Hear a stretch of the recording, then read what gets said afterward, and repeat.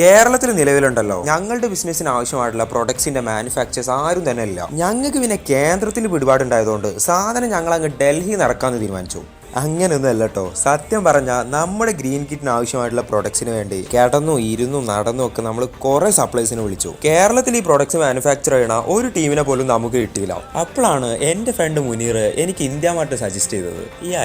നിങ്ങൾ ബിസിനസ്സിനോട് ഒരു താല്പര്യം ഇല്ലാത്ത ഒരാളാണെങ്കിൽ എനിക്ക് പറയാനുള്ളത് നിങ്ങൾ ഒരിക്കലും ഇന്ത്യ മാർട്ട് കയറരുത്. കാരണം എന്താണെന്നറിയോ, നിങ്ങൾ ഇന്നലെ വാങ്ങിയ 999 രൂപയുടെ തേപ്പ് പെട്ടിയുടെ ഹോൾസെയിൽ റേറ്റ് കണ്ടിട്ട് നിങ്ങൾ ചിലപ്പോ അറിയാതെ ഒരു ബിസിനസ് തുടങ്ങി പോകാൻ ചാൻസ് ഉണ്ട്. ഞങ്ങളുടെ പ്രൊഡക്റ്റും ഇന്ത്യ മാർട്ടിൽ ഭയങ്കര റേറ്റ് കുറവാണേലും ഇവന്മാരെ നേരിട്ട് വിളിക്കുമ്പോൾ ഇവന്മാർ പറയുന്ന റേറ്റ് അതിന്റെ 2 ഇരട്ടി 3 ഇരട്ടിയൊക്കെ ആവും. അത് ക്വാണ്ടിറ്റി ആണ് മാറ്റർ. ഫസ്റ്റ് ടൈം ആയതുകൊണ്ട് നമുക്ക് MVP ആയിട്ട് ചെറിയ ക്വാണ്ടിറ്റി മതി. ഇന്ത്യ മാർട്ടിൽ നിന്ന് നിങ്ങൾ സപ്ലൈസിന് എടുക്കുന്നുണ്ടെങ്കിൽ പണി കിട്ടാതിരിക്കാൻ നിങ്ങൾ ശ്രദ്ധിക്കേണ്ട കുറച്ച് കാര്യങ്ങളുണ്ട്. അത് അറിയണമെന്നുണ്ടെങ്കിൽ തിങ്ക് ഗ്രീൻ എന്ന് കമന്റ് ചെയ്തോ.